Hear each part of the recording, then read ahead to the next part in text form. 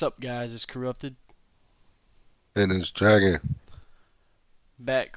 Started for a split second there, but had technical difficulty. OBS was messing up. So, but we're back. We back at y'all again. So this week is the start of Hunter x Hunter, which I don't know if you know this, but I think it's pretty obvious that I'm a massive Hunter x Hunter fan because that's what the channel's logo is. Is it's just the ghost of Killua.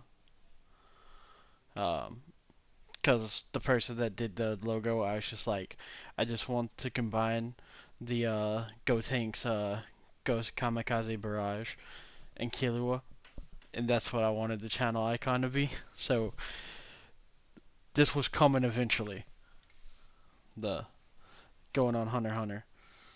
But I think it's gonna be cool to do Hunter x Hunter with this perspective because I've watched Hunter x Hunter like like I said before. I think this is my seventh time watching Hunter x Hunter, and Dragon's never seen it before.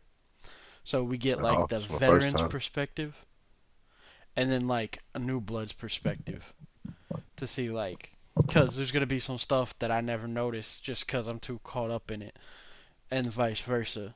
So I think it's going to be really cool breaking it down that way. And so what you think of your first 26 episodes?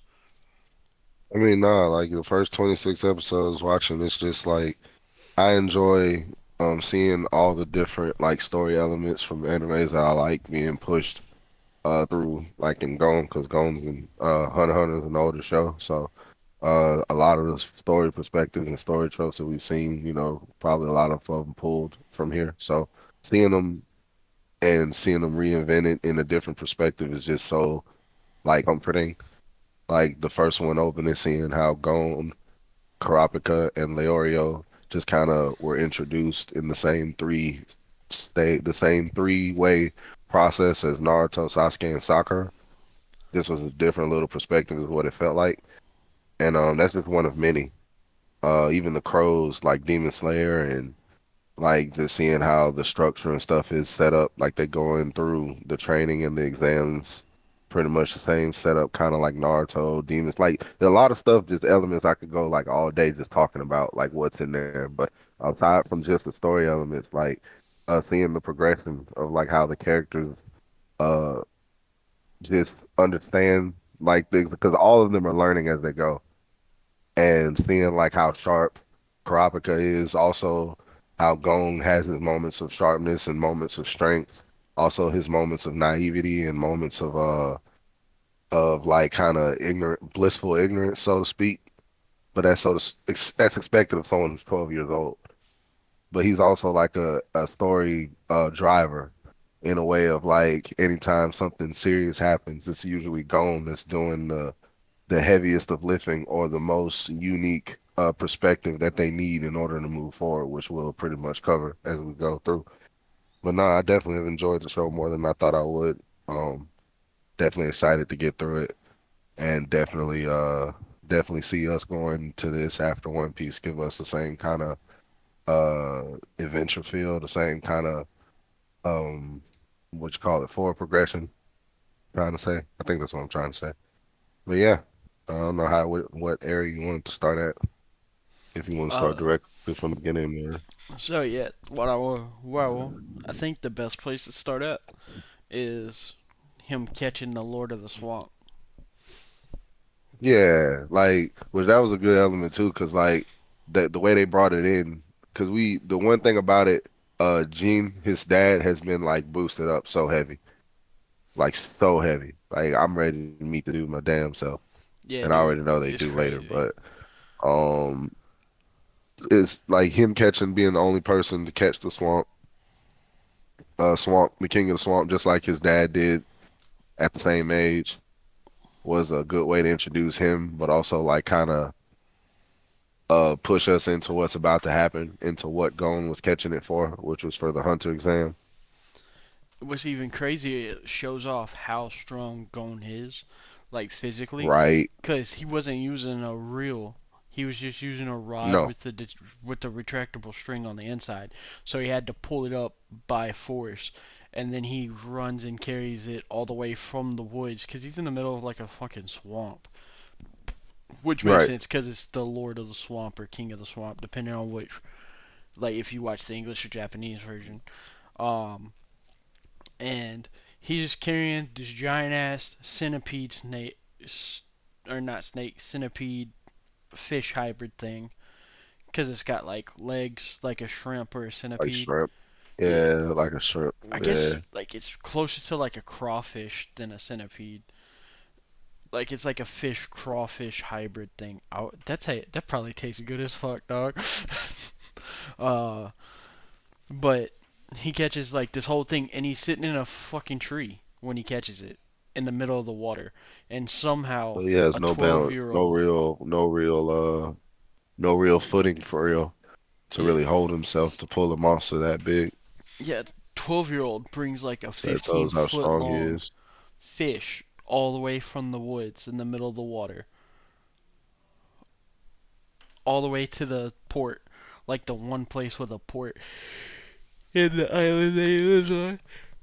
Yeah, excuse me, sorry for the yawn, but it just also like it took him a week to catch it. Like he's been hunting that thing for a week,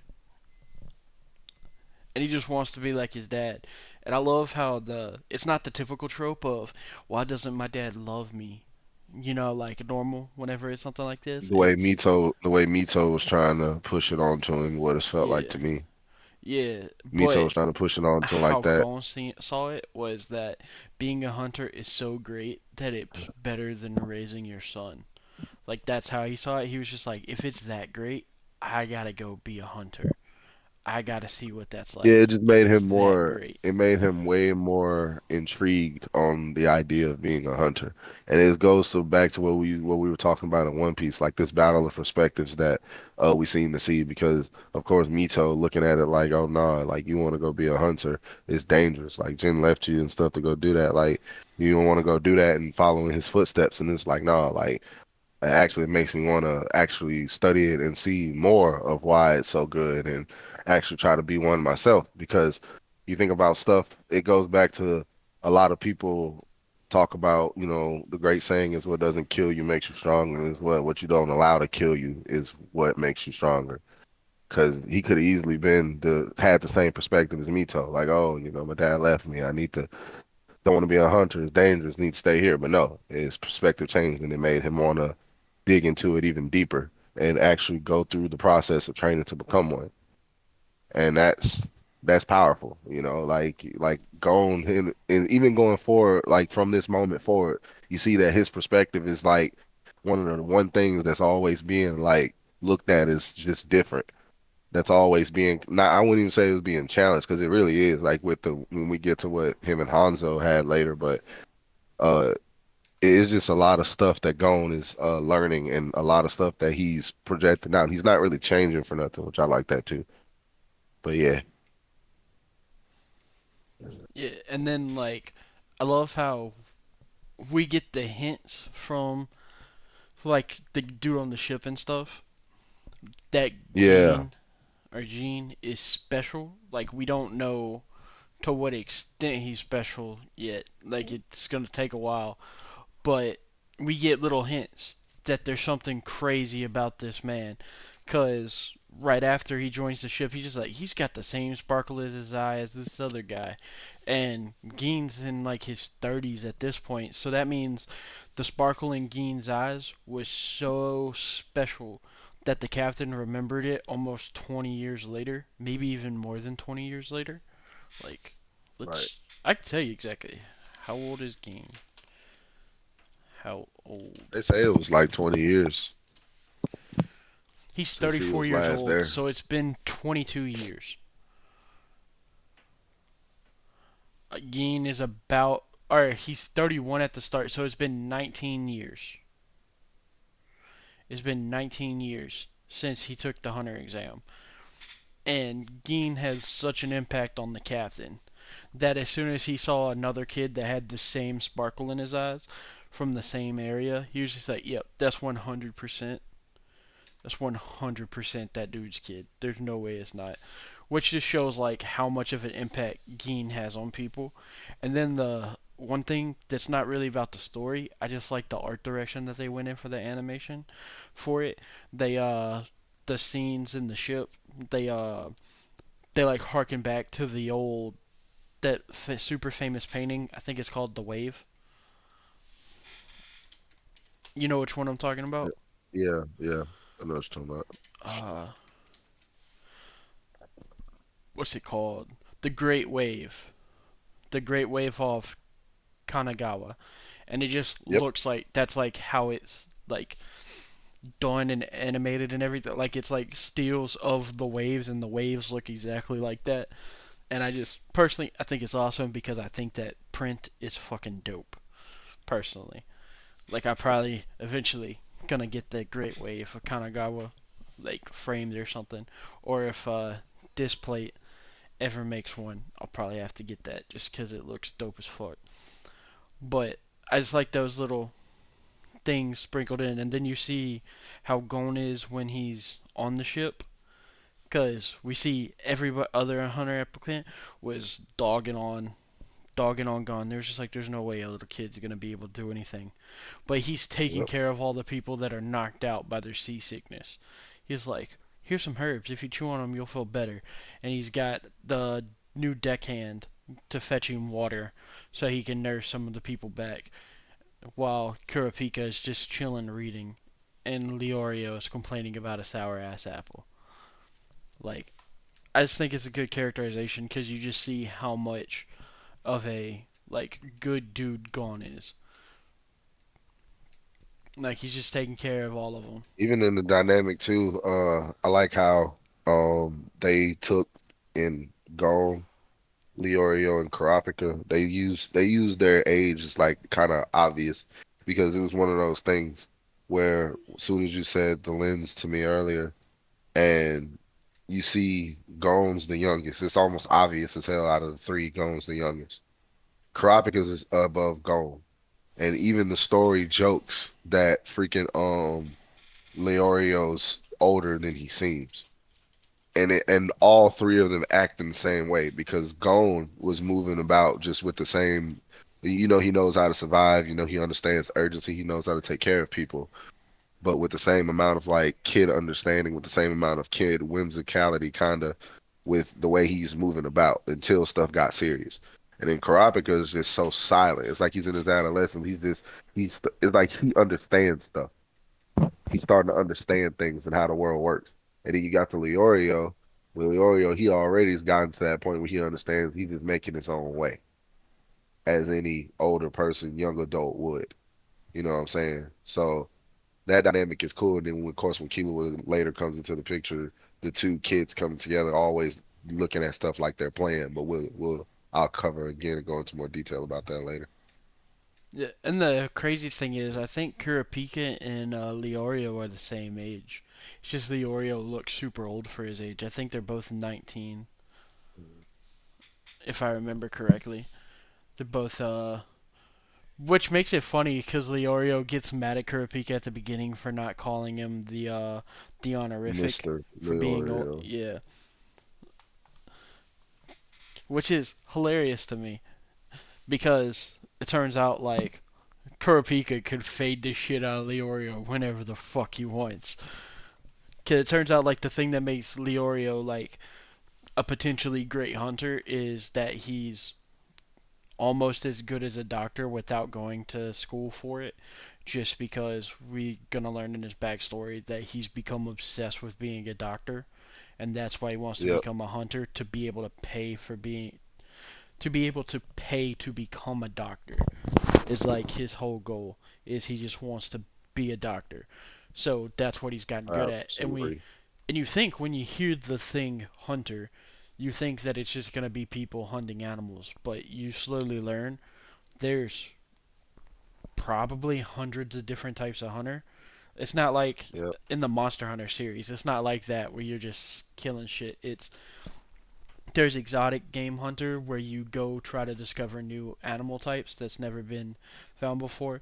There's the gourmet hunters, they Yeah, find special hunters. ingredients. There's relic hunters. Yep. There's hunters that are basically archaeologists that we learned from Mr. Satos that like they like revitalize and excavate ancient ruins so that people can study them. There's even Yep. more that we haven't got into what they do yet. There's hunters that are hired just as bodyguards, and then there's like ecological protector hunters that have to like cull certain species to keep them from taking over. So just tons of different types of hunters. And then we see Leorio wants to be like a medical hunter, which is cool. And then Kurapika just wants to become strong enough to kill the Phantom Troop. And the Phantom Troop, I hate spiders, but the Phantom Troop is dope as fuck. For lack of a better term. Like I know they're known as the spiders and they have the 12-legged spider tattoo, but they are a dope group.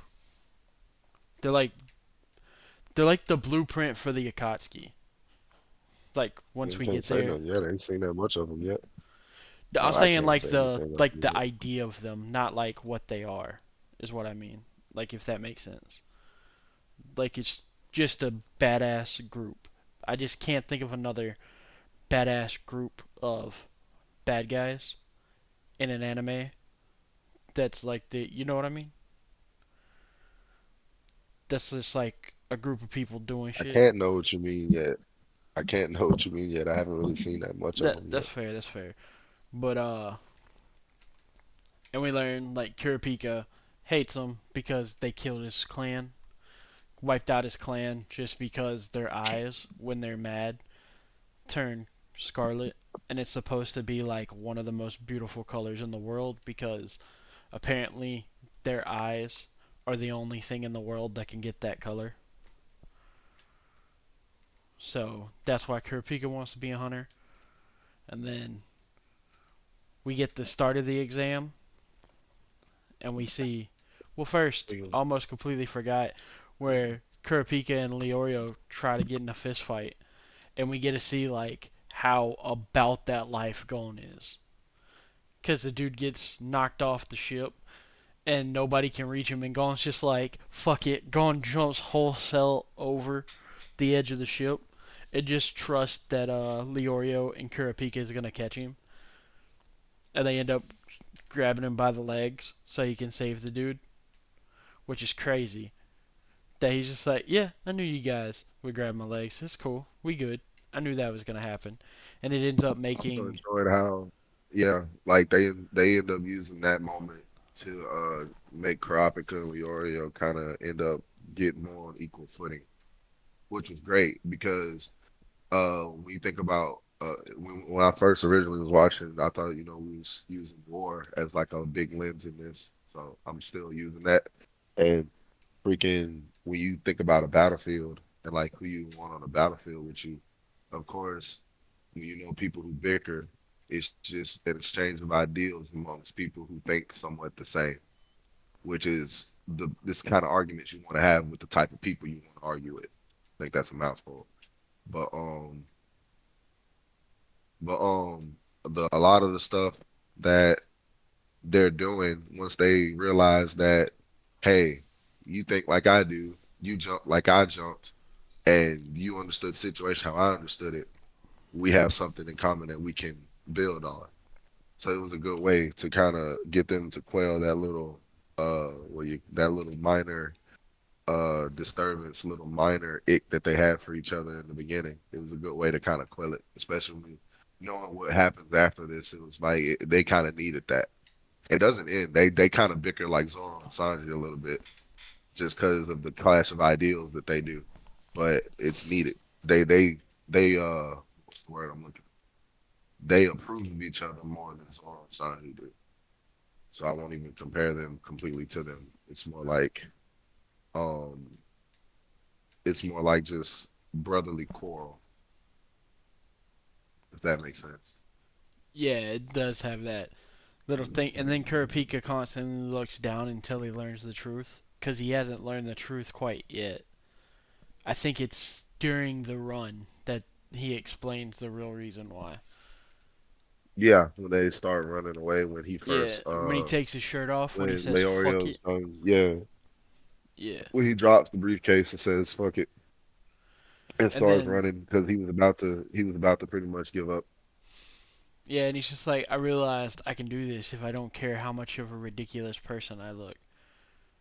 Also, a nice thing about Leorio is that he's kind of like the everyman of the group, cause Yes. like we see him when before the super exciting, what's the old lady say, the super exciting two question test. Yeah. It's something like that. Um, and you hear he's just like, how'd you guys hear these people? Cause Gon and Kurapika understood that there was people hiding, cause we assumed that they could either hear or smell them, because Gon could smell a fucking hurricane-sized storm in the middle of the ocean. So In the middle of the ocean. yeah, What you just in the mean? middle of the ocean where most people can only smell salt and piss. He's just like he Or whatever fixes on his that boat. nose, opens up, make sure his nose is opened up, and then so I assume he could just smell all the people and hear them. But Leorio's just like, what the fuck? I can't do any of that. So it just showed like Leorio's just a normal person that trained himself to like be in really good shape so he could do this. And then we see Kurapika and Gon are like special individuals, like that are much stronger than normal people. Well, Leorio is stronger than normal person because like the amount of like distance that the run ends up doing is an insane amount, and he also picks up the big blue guy like he's nothing. So Leorio is clearly super strong for a person, but he's more normal than the other two.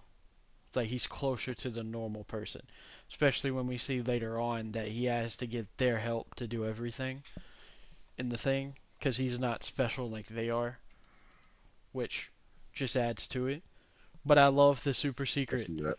or the super special two choice. That's the exciting and overwhelming two choice test. That's what it's called in Japanese.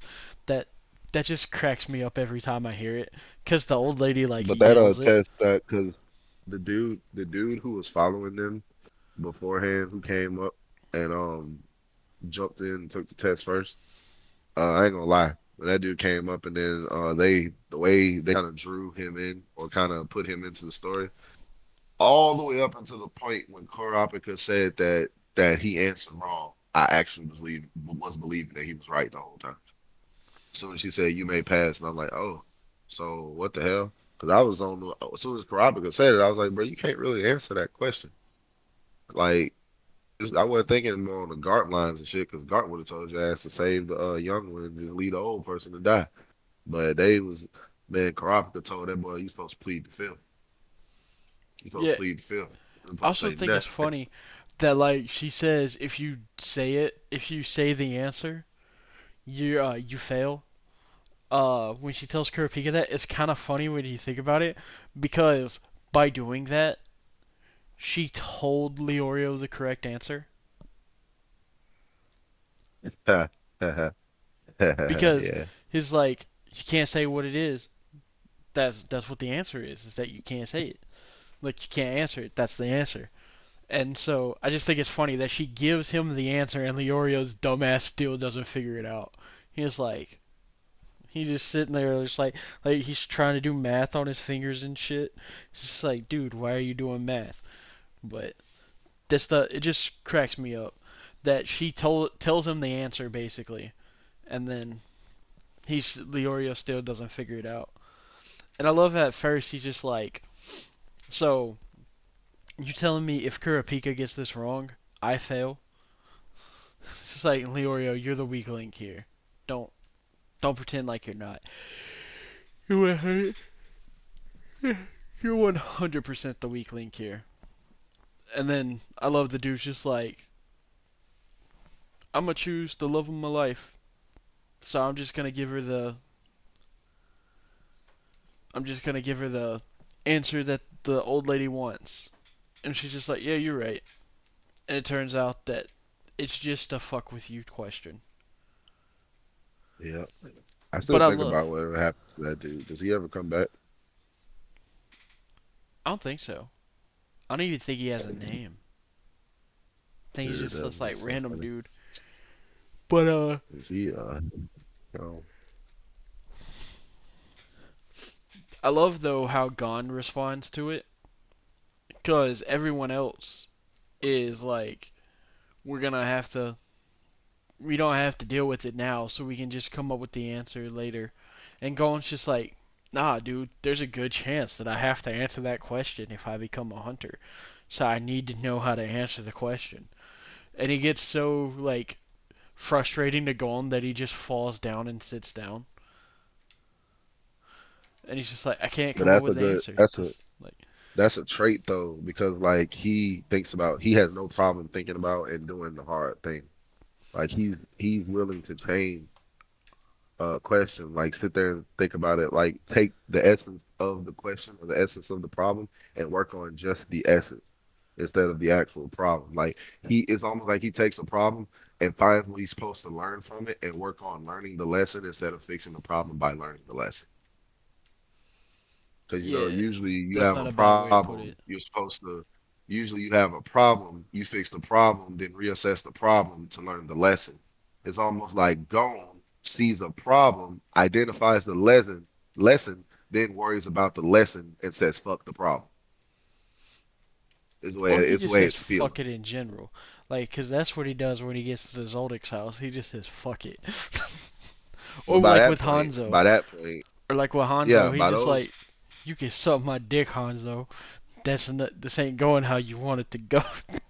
That I love yeah, the fight with that's pretty Hanzo much. so much. Dude, he taught no jutsu better than Naruto ever could have in that moment right there, dog. I Yeah, was and like, then he Jesus like Christ, but and then he makes it even worse on Hanzo because he's just like, no, dude, it doesn't work. Like, you can't do it that way because I'll feel bad if that happens. So we need to he come up with literally a said different contest. the dude literally got what he wanted and said, I don't want it. We finna fight, but we gonna fight in a way that we both can do it. And it's like Hanzo, like, bro, I don't want this, bro. I don't want to do this, bro. Like, you're not finna make me do this. I don't want to do this. I just want to go home, bro. I'm done, bro. Let me just go to the next level, bro. Let me go give me another chance. And going one going for it so bad to the point the dude had to get up and cut it for it. That joint was funny. You should have seen how I was rolling before when that shit happened, bro. Yeah, and then another cool thing is when they meet the magical beasts. I love the moment, Yep. like, cause we get the characterization of each person. Cause like Immediately. Kurapika's just like, wait a minute, I know what those tattoos mean. I know about He's Zaban. the knowledgeable You're one. lying to me. He's the knowledgeable And one. then Leorio is just like, he's not as dumb as Gon. Like, but Gon's like 12. He's allowed to be done. You know what I mean? Like, he's allowed to be uneducated. Right. He's only 12. But He's allowed to Leorio have some is ignorance. just dumb. But he still is really good at being a medic. So like, And he jumped to he jumped to yeah, it immediately too. Like it wasn't a thing that somebody had to tell him, hey, you do this, you do this, you do this. No. He jumped on the wounds. Karapika saw that he was gonna jump on the wounds. And then he was one that had to tell them to go ahead and go. Like I got this. Go ahead and go. And then, like you said, like with Karapika being the knowledgeable one to know what tattoos mean and all of that stuff, like to pick up on the stuff of the world, which was great. That was a great world building moment too. But having Karapika show that he knew what those tattoos meant, which to identify the entire situation as a whole, because off those one tattoos changed the entire situation. Because they was thinking this was a husband and wife who was getting attacked by monsters. yeah, As soon as you cause saw this that tattoo means, I believe in this thing, it means like you took a purity vow chase, of, yeah, where you won't get married if I remember correctly is what they right? symbolize. And then Gon though, Gon just shows that he is simply built different. Cause He's so just a it's funny, warrior. they have the same voice actor. Like both Kirikos have the same voice actor, but Gon just like, yo, you're not the same dude I hit. You sound completely different. Like he hits one of them in the head and then continues to chase it down because he loses it, and then it's like and it's the first time since the implication is that Geen is the one that told them apart last time. That's the implication. But we don't know for sure because it's been like they said like it's been like more than a decade since 20 someone could years. tell them apart. So the implication is 100% that it was Geen. Like I feel like they're 100% implying Geen's the one that did But that. I think everything that they was talking about that somebody special did in the hunter exam was I think Dean that did it. Well, probably, but I'm trying not to talk about everything about it because I don't want to say it before I'm ready to talk about it because I don't want to accidentally say a spoiler for you. 'Kay, I I don't want to get appreciate you. excited to talk about it and then accidentally say something that I didn't mentally prepare to say. So that's why I'm just doing it block at a time. But yeah, there is like a lot of implications that like Geen is the ultimate definition of built different in the world of Hunter x Hunter. I believe it. I believe it. I'm actually excited to get in revealing stuff to me in the later episodes. I'm actually very excited for that to see how it works and stuff. And then I like 'Cause I just enjoy like a good power system. So with you being having so high hopes, it just makes me excited for it. yeah, I'm looking forward to next week. I love Heaven's Gate Arena. That's one of my favorite anime But arcs. Period. In Gein's case, Jin, however they say Jin in English, but Yeah. I know it's pretty much the same thing. But freaking, it was a lot of things about him so far in the earlier episodes, especially the point where we at now, that make you think. You know, like because of course I'm using it with a brand new lens, really not knowing what the heck's going on for real.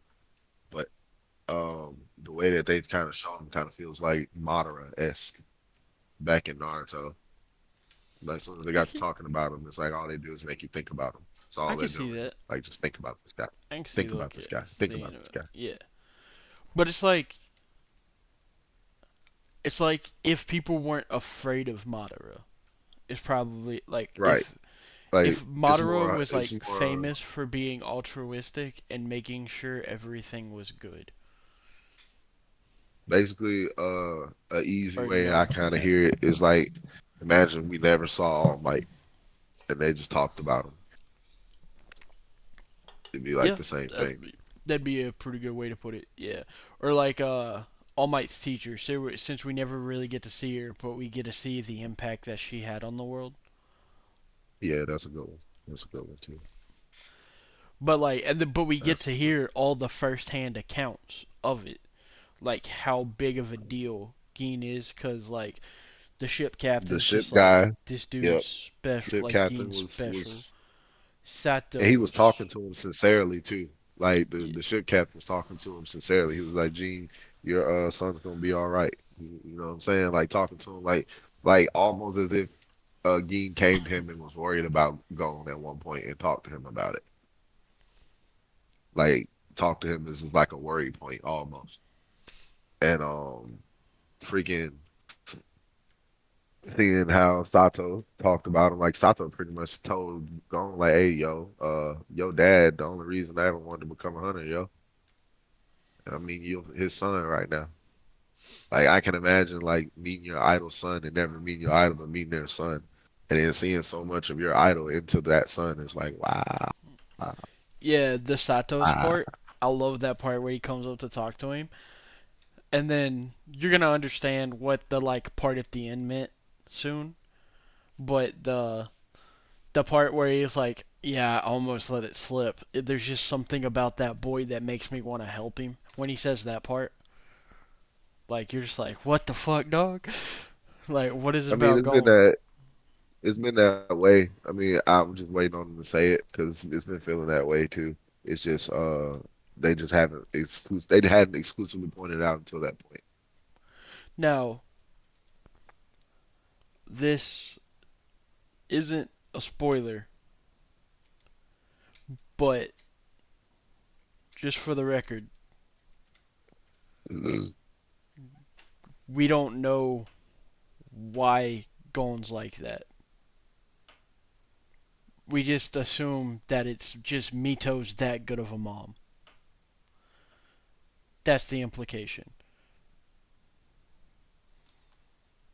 Does that make sense? Yeah, no, you Like did. why Gon's such a good person?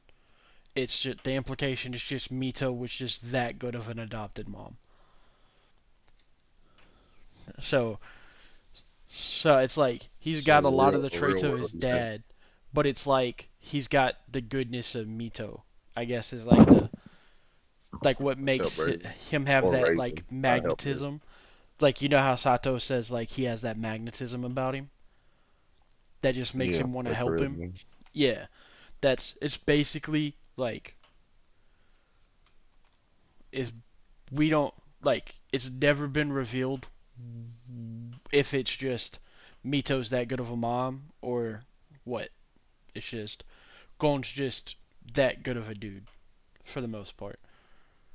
Like I think it's the sincerity of Gon that makes it work so well. Because you can just see it, like, even when he tries to help Tompa after everyone else figures out that Tompa just wants them to lose. And Gon's just like, no, we can't just fuck him over. Like, he's a person too. Like, Yep. that sort of stuff. Like, just those Just little cause, parts of Dawn. just cause he was, Gon. just cause he was sabotaged doesn't mean he deserves like deserves the worst or deserves no redemption. Yeah, especially when we get to phase 4. Like, phase 4 is so dope. And then there's the stuff with Hisoka.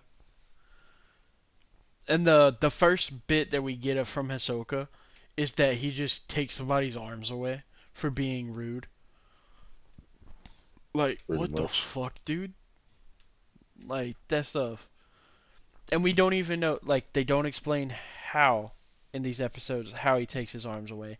The dude's arms just disappear because Hisoka is a magician. And there's also a really cool moment when we meet Killua soon that you notice that Killua and Gon are drawn to look like cats.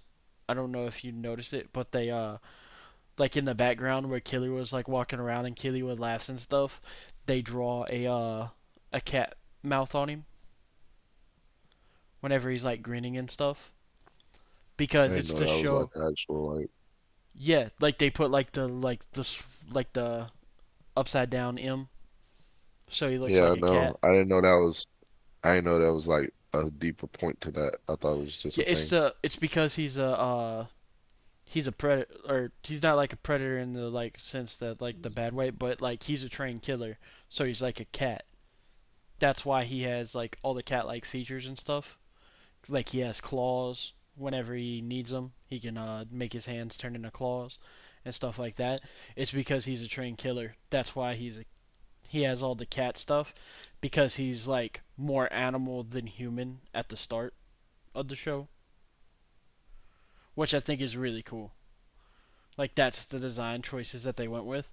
I haven't read the manga, so I don't know if it's like that in the manga too, but that's why it's like that in the anime. I I do need to read understand. the manga at some point, I but I love understand. that little. It's like a random thing that you learn about him. That it's just because he's like so much of a, or I guess not so much So of much a animal monster, in the but beginning. he's so little of a human. Yeah, like you see, like when we meet his family, like his dad's the only one that like thinks he should have the human experience because they don't understand that he won't come back if they don't give him the human experience. Pretty much. They want him to learn the human experience, hate it, and then come back to the assassin life. Is what I kind of Yeah, see that's from that kind of movie. what Silva wants from him. But I just love the Cause fact that Silva, huh? What were you guys about Silva? nah, cause Silva's like the way he was kind of set up to me is like he was trying to seem like that overseer kind of like, yeah, I understand what you're saying, and I'm gonna give you this, but because when he came out and had the little reconvenience with the mother, which I don't think I said her name yet, I don't think, but I don't think so either. when he had to reconvene with her, when they reconvened with her and end up talking to her, it's almost like he was on her side, but he wanted her to shut up and just trust the process Her because name it's is like some Kikyo. That's I weird. think they did say it. I think they did say it at the beginning when she says like, I'm Kikyo, Kiliwa's mother. Probably did, I'm pretty sure. but a lot of the stuff still was showing like he wanted to give him at least a little bit of that. They kept talking about how he just came back, and I thought it was crazy how he stabbed mom. I just, if he looked like that because she got stabbed, or if he always looked like that. The bandages are from I I think the thing that she's wearing like on her eye is also from where Gon cut her. Killua. Or yeah, where Killer went. My bad. I said Gon because I was reading something that said Gon. But yeah, I'm pretty sure that is it's from where she got cut by Killua when he ran away. I'm pretty sure. Pretty sure. Let me double check. She's tall as fuck. She's 170 centimeters tall. Do do do do do do.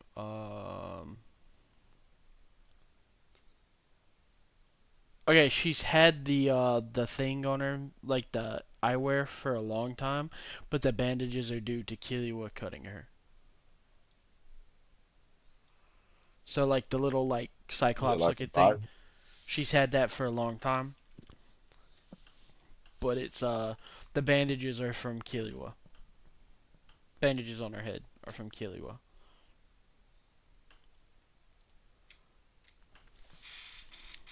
But also you got the first phase of the exam is fucking wild because I think they run like 60 kilometers and then they run another 60 in the swamp, and the swamp just tries to kill people.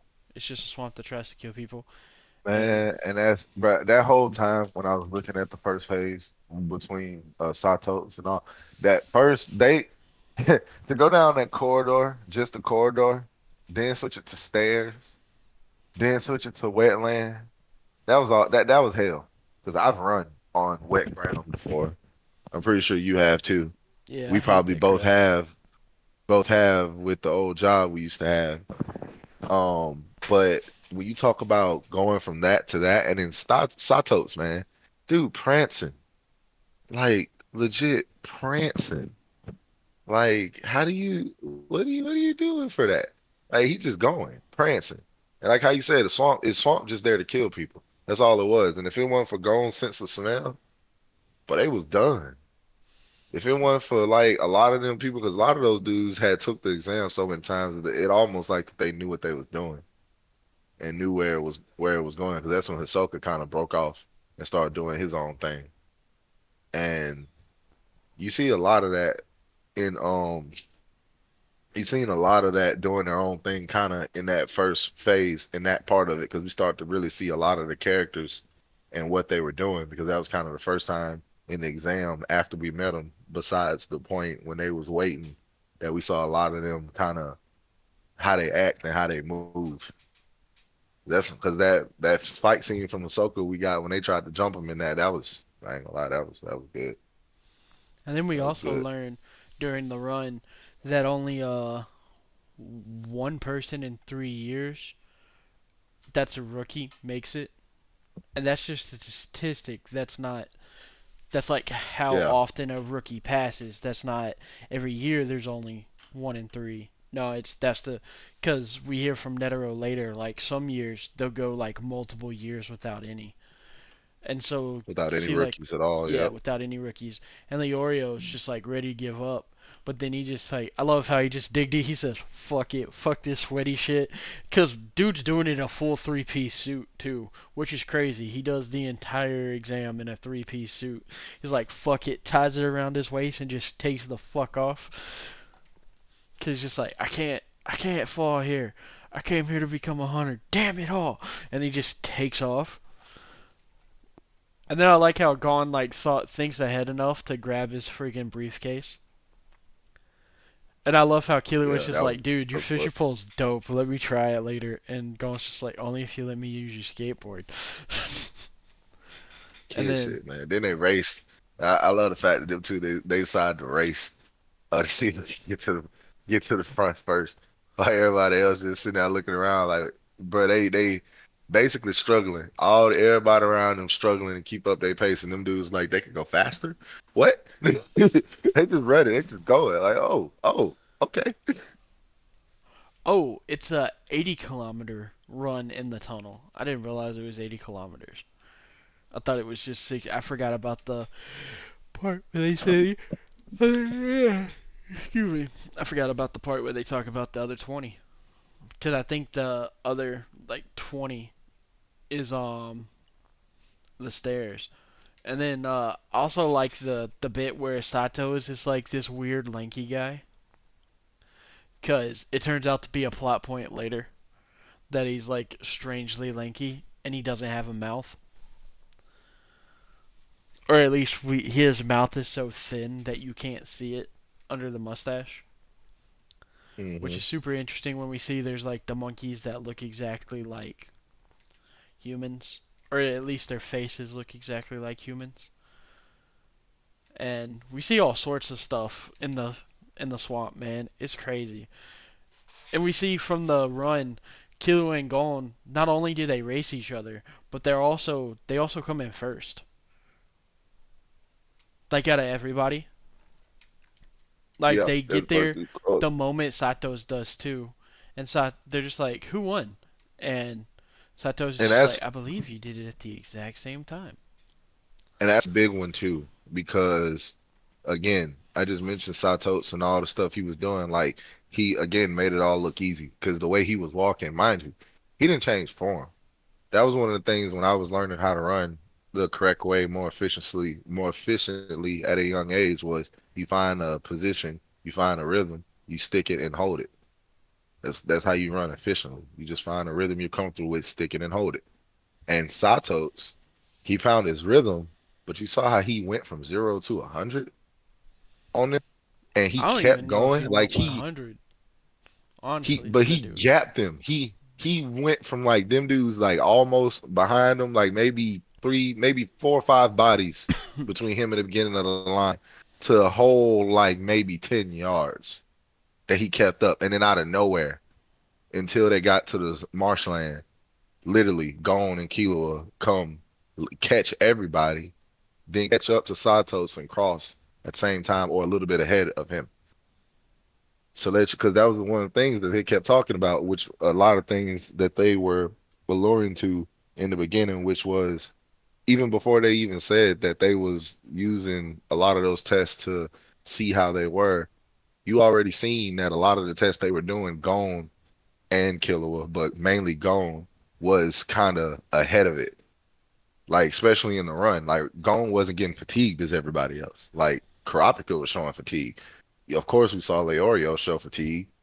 But soon as Kill was like, "Hey, let's race," they let you know right there, then and there, like this ain't nothing to go on. Just like it ain't nothing to Killua. And then that's what made Killua more interesting.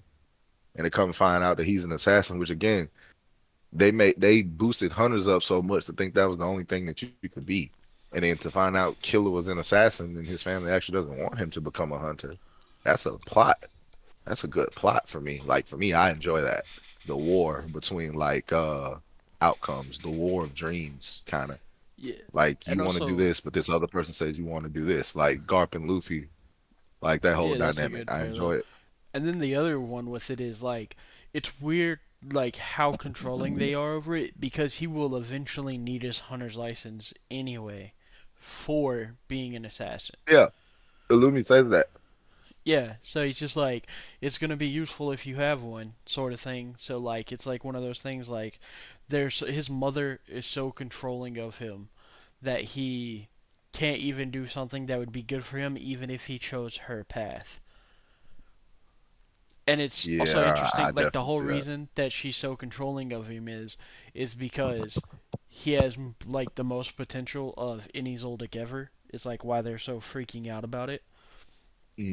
Like And even his big brother Milumi, whatever it was, Illumi, Maluki.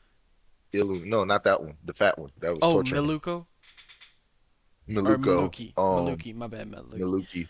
Yeah, Maluki. He My was bad. even I got it. saying he was telling to Grandpa Grandpa Zeno that he's probably one of the best Zoldycks in like the whole family history. But he's doing what he's doing right now, which makes him look bad. And Zeno's like, because even Canary was hoping if when she mentioned the phone back at the Butler's estate that she was hoping he pick up. So he's an interesting character too. But I don't know where he aligns with Silva's views on it. I know you probably know, but I don't. And that's one of the things that's kind of got me interested in the Zoldyck family right now. So the Zoldyck I wish, families. I do wish, I definitely see that. But I was gonna say, I do wish Oda took after, I forgot you said the creator's name earlier. I'm sorry, I don't know. Togashi. Um, That's Togashi, his last name. Togashi. Togashi. Yeah. Yeah, so I wish Oda took some notes from Togashi and them silhouettes. Cause boy, I've been so glued to them silhouettes. Like especially when I see the Zod family silhouette, and I've been like kind of matching them. And I'm like, okay, that looked like mom, that looked like dad. Okay, that's Killua, that's Illumi. And I was like, okay, who are these other people? And so I'm like, I can actually kind of see it. And then, of course, we know Oda. Everyone at this point, if you've been watching One Piece, you've been keeping up with the channel, you know about Oda's silhouettes and how infamous they are for lack of consistency. But we enjoy them, enjoy looking at them. But Togashi's silhouettes are on point, and Well, I also enjoy them. And there's the silhouette for the Phantom Troop when they talk about the spiders, and you can yeah, get like the idea of what they are when you see their silhouettes. Like you see, like the first one has like a bunch of flare, is what it looks like.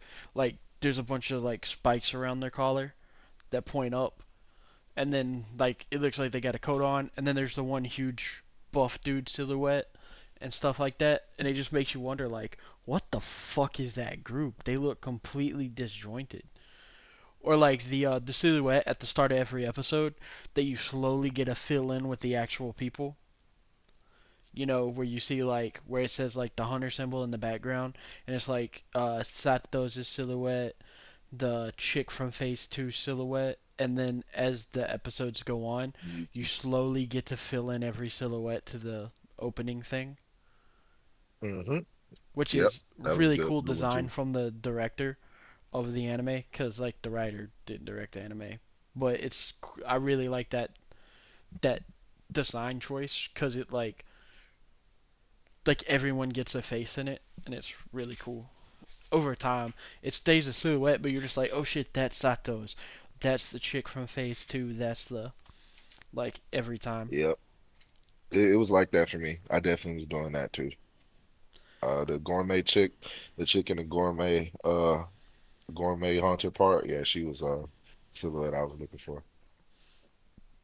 No particular reason. Just she was the silhouette I was looking for. No, Her I hair. don't It was blame her you, hair. dog. It was her hair. Yeah. Yeah, that's what I say. Also, But like, not what were you gonna say? You go ahead. I was gonna talk about the marshland, but if you still got Yeah, some that's on what I that was gonna point, talk about. I was gonna talk about, like, how crazy the ecology of the, marshlands is. Like, cause man, the we talk noggin about carrying like tortoise. everything. Yep. Like, that thing's crazy. Yep. That thing's freaking retarded. Like when I saw it, of course, that's the same thing that's in the opening. But when you see everything like how crazy the ecology was and how like off it was, like the fog and how easy it was for them to lose it. And then of course the freaking as soon as they got out there, the freaking creature trying to deceive them and stuff, showing the little Yeah, fake the man stats monkey. and stuff. Yeah. Yeah, that was that threw me for a loop. That threw me for one of the biggest loops ever. But in Gon's case, like, of course, he survived in lands similar, not same similar. This is a more extreme version, but he's kind of in it. So, of course, his sense of smell, sense of hearing, all of that is like bringing him all the advantages he needs. But, bro, it was exactly what you said when how Gon losing his innocence soon as this was the moment right here. when that man went up to Hisoka, and I just remember like even not even going through the whole fight, Hisoka was really playing with him to a whimsical degree, to a pathetic degree. Like almost like literally showed him I can kill you at any moment in time I want. As soon as he put his hand around his neck and squeezed it, so yeah, I could kill you whenever I want. Then to not do it, to walk away and say, "Oh, I'm watching you. Oh, I'm gonna keep an eye on you." But you see Gon face go cold for the first time in the whole show. He had been keeping like everything that had happened up until that point almost felt like fun and adventure to Gon. But when that man met true death in Hisoka for the first time, and you saw him literally shake in his boots, oh, that's when stuff got real. That's when everything was playful about becoming a hunter and all that. Oh, that junk got real. And I swear from that moment on, it's almost like everything got replicated. With every time Hisoka and Gon kind of got together, every time stuff got more serious, every time from that moment, it was replicated almost. Like stuff wasn't fun anymore. And that was one of the true turning points in the show that I've ever seen in a main character. And we didn't see something like that for Luffy until like maybe Enel Skypiea, maybe. Crocodile. No, I say crocodile. I ain't gonna go that far. I ain't gonna do Luffy like that. I'm gonna say crocodile.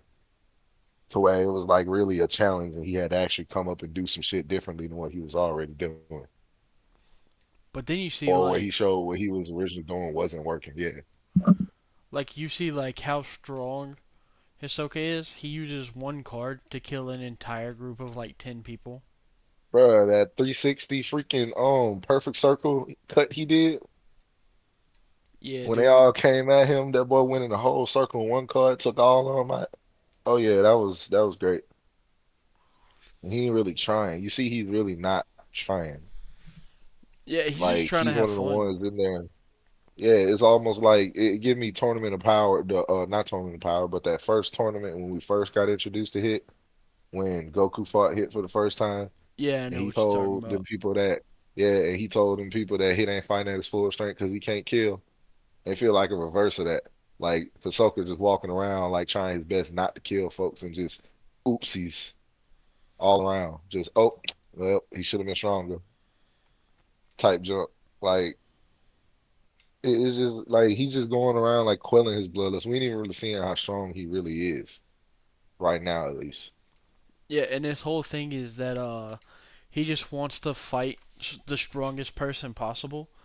And so he sees Gon as having potential to be the strongest person he's ever met. So that's why he wants Gon to grow up. That's why he becomes obsessed with Gon. Like where like there's one part where he's just like Illumi's just like I should probably kill him now, and he's just like if you kill him, I will make the last few minutes of your life excruciating. I forget like exactly what he says, but he's just like he says I will unleash like 100 years of pain or something like that upon you, because he just like his entire thing is I just want the strongest possible people, and he just wants to test his metal against the strongest possible people. And like I know I'm not a trained psychologist or anything like that, but motherfucker 100% does have some sort of sexual deviancy thing where he's just like you learn like now like when the in the phase 4 where he's like attracted to being, what's the correct word, it's like two fighting strong people. Like it's fucking weird, but he's the main bad guy, so he's allowed to be weird. Or at least that's how I feel about it. Cause like he's unabashedly evil, so he's allowed to be fucking weird. You know what I mean? Cause we hate him, so he's allowed. Like in my head, I feel like people are allowed to be weird if I hate them. I don't know if everyone feels the same way about that. But he's also such an interesting villain, It's and almost like, like you're saying like he's giving you a reason to hate him because he's a villain. It's like that's your reason for him being a villain is that weird crap. well, not like he's a villain because he does villainous shit. For It's other just reasons, that's yeah, but like that's like extra. the like Right? Joker. I'm not saying Okay, it doesn't Joker. excuse the fact that he does all that fucked up No, shit, but I understand why he does the fucked up shit. Yeah, like Joker being like Joker being an Yeah, anarchist is for the villain part of it, but him yeah, being the clown is his weird, is villainy personality. kind of. Yeah, yeah, it's kind of like that. But like the big turnoff I So know it's a people have moderate. for Like the you show can you can do it. is Hisoka's behavior. Like because But Hisoka's yeah, fucking weird. every one of the villains is gonna have a big turnoff, is what you is base essentially what you're saying, and that's Well, Ahsoka. I'm saying like Because I can go down the I'll say it line when like I talk about everyone who was the you can't make a hero have like Hisoka's tendencies, but if you make a villain that's interesting that has Hisoka's tendencies, he stays interesting right, even though he has the weird ass tendencies that you can't stand. And that's where I right. think like he drew like the perfect line there of being like fuck Hisoka, but also like what the fuck is Hisoka doing? Sort of stuff, you know what Yeah, I mean? he's interesting. He's weird as fuck, yet interesting as hell. Yeah, he's where that's a good way to put it. But he also But would I like go you like I just say, don't you like can, him. He just makes you not like him too. yeah, But it's not like the he's so poorly written of a villain that you dislike him.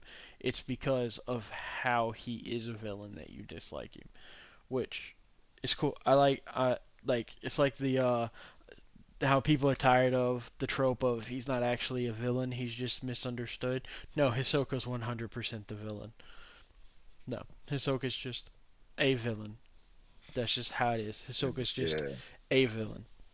There's no misunderstanding stuff. It's just Hisoka's addicted to fighting strong people, and that's it.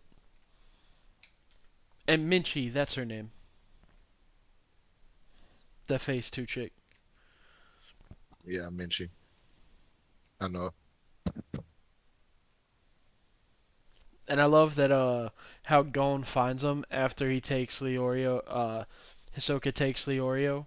How he finds him and catches up is Gon can just smell Leorio's expensive cologne, Yep. You can smell it the whole time. which is crazy. That was good. I did enjoy that part. And like you we mentioned earlier too, bro, the pacing in Hunter x Hunter is extraordinary. Just for a simple fact, like so much happens in one episode that makes you feel like you went through. 'Cause I ain't gonna lie, that first phase felt like two, three phases in of its own. But it really just didn't go that far. Like it really was like the first what they got to into that first phase, maybe like episode like what it's eight Like or he so. meets, nah, dude, he meets Killua on episode 4. Yeah, okay. So Meets Kill episode four, I think they get out of the first phase like episode like seven. No, they Completely. episode 5. Completely. Is it? Episode At 6 least is where they six. meet Minchi. Okay, okay, yeah. My numbers are off because Just one of them so much shows that I happens don't in pay one attention to the episode that numbers. just It just feels like that. It just feels like you went yeah. further than you did, and but that's like a level that I mean, I didn't expect nothing to get. I wouldn't mind. Like that's a level I wouldn't expect anybody to be able to do so effortlessly, because that's like Yeah, and it doesn't you feel pushing a rushed or lot. anything either. That's the It thing that doesn't. makes it It doesn't. crazy. Like It most doesn't. But stuff it's when they like do one that. thing going on. It's really just one thing going on for real. Just they switch around perspective. Like they switch around perspectives a lot versus like staying in one perspective for too long. Um, but in seeing in Leorio, because I'm glad you mentioned him in that cologne again. It was that part of the swamp too. He get kind of tested because, bruh, Leorio, bruh, he was the dude. He like you. The what was the word you used for him earlier? The everybody's man or The the everyman. every man. Because literally, every time you see him do something, it's like he's the real world reaction to it. Like all that, bro. They ran a long ass distance, bro. I ain't in the metric system, all that, but I know 80 kilometers ain't a short Whoa, distance at so all. 60 kilometers is 37.28 miles. Jesus. So 80 Jesus. kilometers is 49.7 miles. So they ran a double freaking marathon pretty much. They ran just over a double marathon. Yep. They ran a double marathon. And So yeah, what's it called? Leorio's reaction A to all of quarter that of it running was was very much so real upstairs. world. a quarter of it was upstairs, and then another quarter of it was through a fucking swamp. Yep. Or not a quarter, what's it called? 20 A third. kilometers. 20 kilometers. So like a fifth. So It they wouldn't be a ran fifth if it was 12 80. miles It'd be a upstairs fourth. and then 12 miles through a swamp.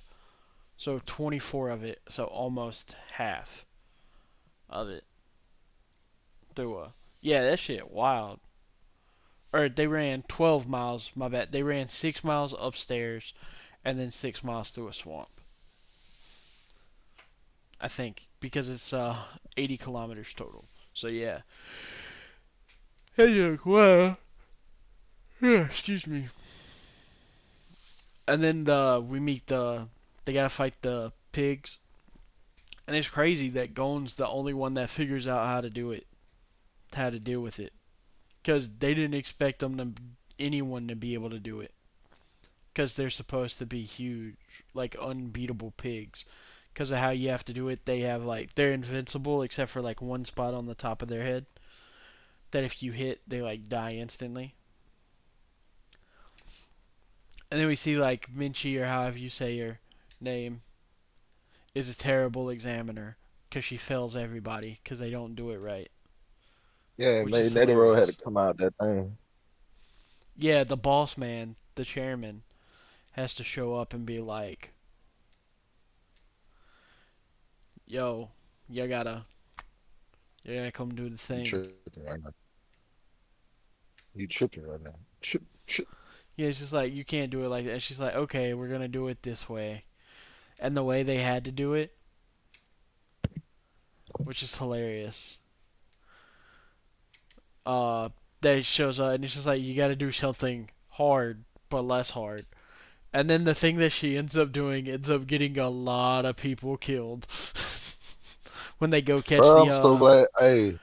Hey, the forgot what they're Spider Eagle called. eggs. Yeah, The spider Spider Eagle. Oh, eagles. I ain't gonna forget. Yeah. Oh, I'm I not gonna forget. I Cause the don't whole I time don't want to I'm see sitting one here of them. wondering where was one at. Yeah, yeah. Okay, Do you we can ever see spoil what they me. look You can like? spoil me. Do we?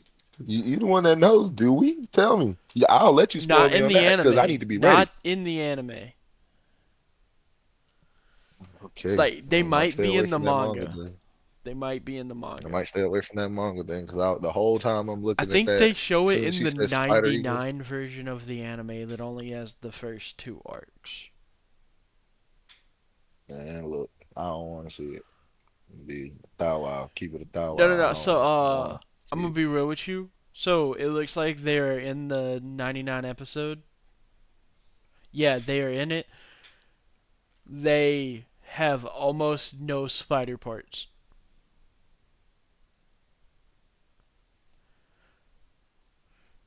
They just look like an eagle with like weird spider leg looking things on their head. They look more like antennas than spider legs. Here, I can show you what they look like in the 99 He gonna version. show me. Hey, bro. He said he gonna show me. Like, it's not what you think, so I'm just like, how they make all those webs? I coughed it up or something, This one. maybe. I'm not sure. This. It's dumb. Yeah. That's dumb. Yeah, it That's just has a dumb. I don't thing. like that. But, I don't like that. like, it's so much better than what it could have been. You know what I mean? Yeah, yeah, Like, the other yeah. alternative could have been absolutely terrible. But Correct. Good I evening. love when Netero shows up. Netero's so awesome, dude. Like, when you get the more we learn about Netero, the cooler he is. And then I love the one Oh dude yeah. that's just That's like, right. this, the Bodoro, I think is his name. It's just like, this is stupid. You gourmet hunters are bastards. Like, y'all aren't y'all aren't special. All that stuff. And then he refuses to do the Spider Eagle challenge because the Spider Eagle challenge is admittedly but fuck insane. Because you basically have to pray that the wind is strong enough to pick you up. and you have to time it right. Which yeah, we saw that. we, we saw that. That was yeah, that's a little crazy. Yeah, and multiple people die. Oh, dude, it's even crazier. So apparently in the manga, 'cause I'm looking at the manga as we go through to see like if there's like little different like major differences and stuff. They don't the wind doesn't blow. You have to crawl back up. You have to climb the mountain back up. No way. Yeah, like they had to rock climb back up while holding the egg. That's so much harder in the manga version, dude. I believe it. That shit's crazy.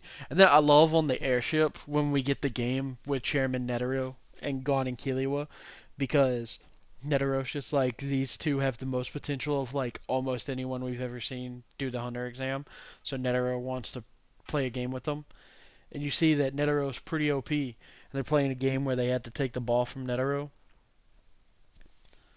and Yeah, nah, that that was that is dope. I love that spot because like Killua gives up almost immediately because he's just like, "There's no way we're gonna be able to do it." Gon's just like, "It's cool. I know I can't win, but I'm gonna make him use his other arm." And yeah, he literally takes the entire situation and turns it into something that he can use for his benefit. yeah, and then he ends up Like getting sitting him there saying, I with that. know I can't do that, or I know I can't get you to do what I need you to do or what you want me to do. I can't do any of that, but to just come up and say, you know what? I'm gonna make you do something that you saying you obviously showing that you can't do or don't want to do. Like, cause Killer will point it out. Like he isn't even use his right arm or his left leg. Okay, I'm gonna make him use it. Like this stuff's crazy. And then he gets him because he headbutts him in the stomach, and Netero's just like, damn it, I can't let him headbutt me in the stomach again. So he has to touch him with his right arm reflexively. But Gon's just like, I did it, I win. You used your right arm. Netero's just like, the fuck you talk about, kid? And he looks down, and he's just like, oh shit. He made me use my right arm. Yeah, And then Gon's just like, yay! And then as soon as he says yay, he just falls asleep. Which cracks me up every time that he's just like, yay! And then like the stereotypical when a kid's excited thing, where they're just like, yay, and then immediately just falls asleep like they got hit with a train dart. That one is yeah, hilarious. that's a great trope. That is an amazing trope because it's a lot of stuff that they use in these tropes. That stuff because like that headbutt, like I say, Demon Slayer just got it the worst. They use it so much, but the headbutt just made remind me of the whole like opening Tanjiro versus Eve fight. Because even in the whole like way he was like kind of assessing, like he was assessing the same way Giyu was assessed for Tanjiro. Like, yo, he looks like he doesn't know anything, but he's actually knowing stuff. And he did that whole like switcheroo that he had to like uh he almost made him use his right hand on, but ended up missing it, and then come back around and start doing the headbutts, which become the headbutt itself was just amazing. But then how he used it, the framework was I can't let him hit me with that again because first I when he how he clinched up said he powered and defended himself. He defended himself. That's why he got hurt. But he to simultaneously said if I drop it, he'll take me out. So let's just do this. So he used his right hand and ended up deflecting him back. And I just thought that was yeah, that was a good moment.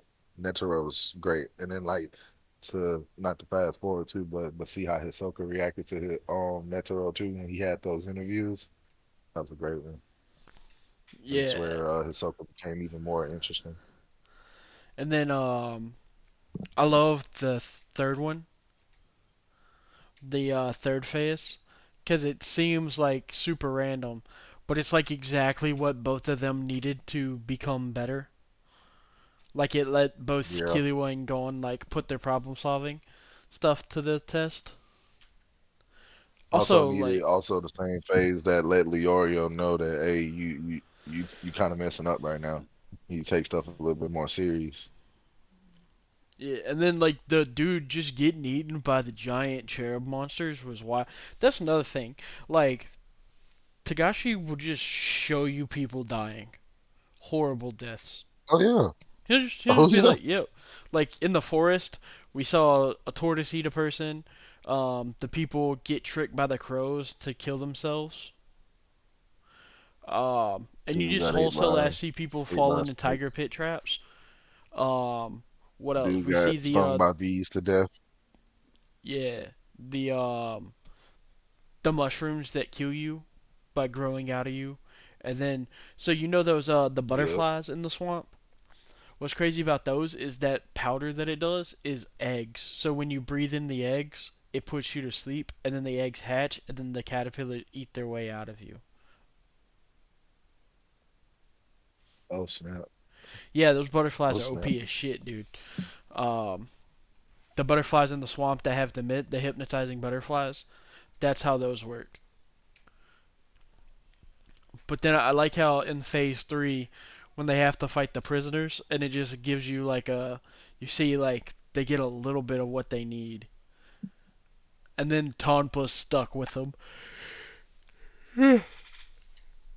Also love as soon Yeah, as Gon Tom and Killer Ford will was realize they're in the group together, they're just like, dude, it's like when you get a class with your friends in high school yeah. and middle school, it's like how they react to it. They're just like, bro, we're in the same class, hell yeah. And then they got Tompa, and then fuck Tompa. Me and Tompa not friends. Yeah, Tompa sucks. Tompa sucks. I don't like Tompa either. But then I like how they are stuck with Tompa, so they're just like, oh, we can just fuck Tompa up. At the It's weird though that like you wouldn't think Tampa's like physically strong, but he actually is because he had to run the 80-kilometer run and everything too. He killed a pig. He got a spider eagle egg. He did all this stuff. But then yeah, yeah, sorry about the yawn again. And then when they fight the prisoners, it's just like that one prisoner is just like, I'm I'm gonna torture you, and he's just like immediately gives up before he realizes that. And then they learn like the entire point. You learn the entire point of this part with the majority rules part of the story that they're forced to do is that it's designed to make like alienate one person from the group. And you see, it's the person that you would expect to get alienated is the normal person, the everyman. And so Leorio's the one that immediately gets alienated from the group, which is also another nice touch thematically.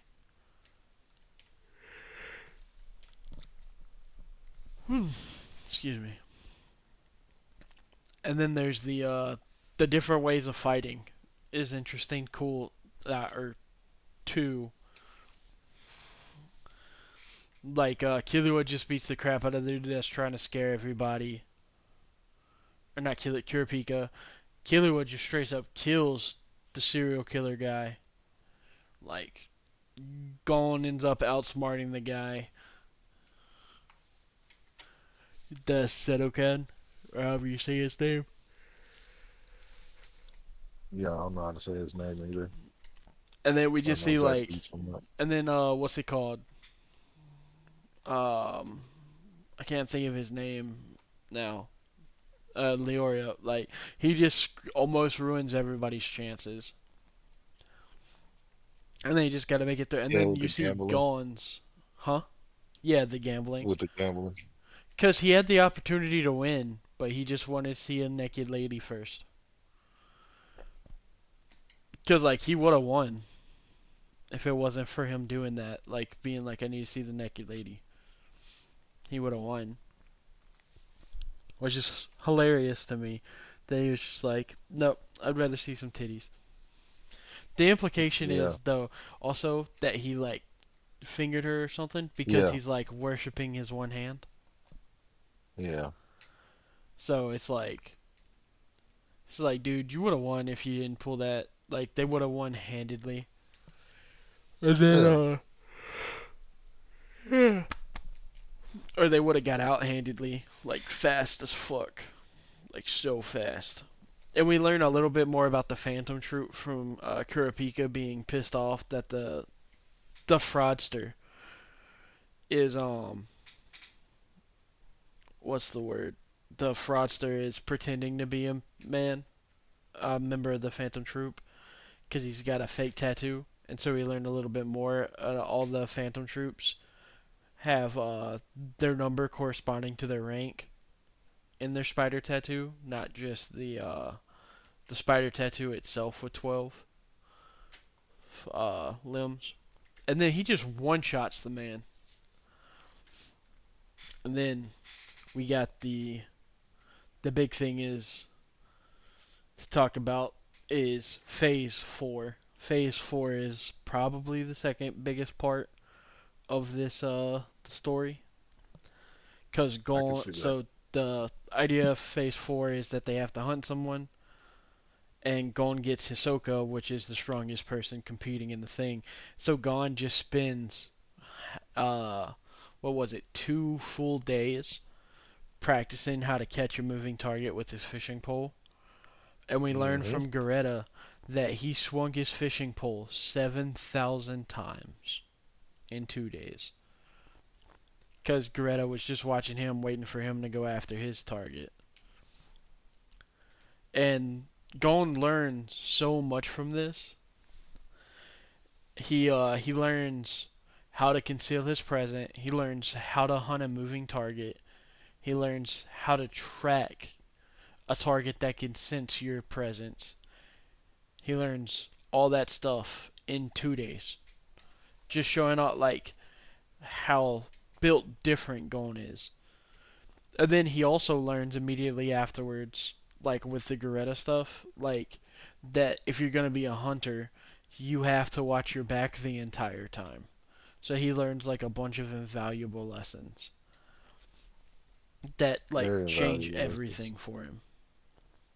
And then we get the big moment where Gon's just like, "Fuck you, Hisoka. I'm not taking your tag.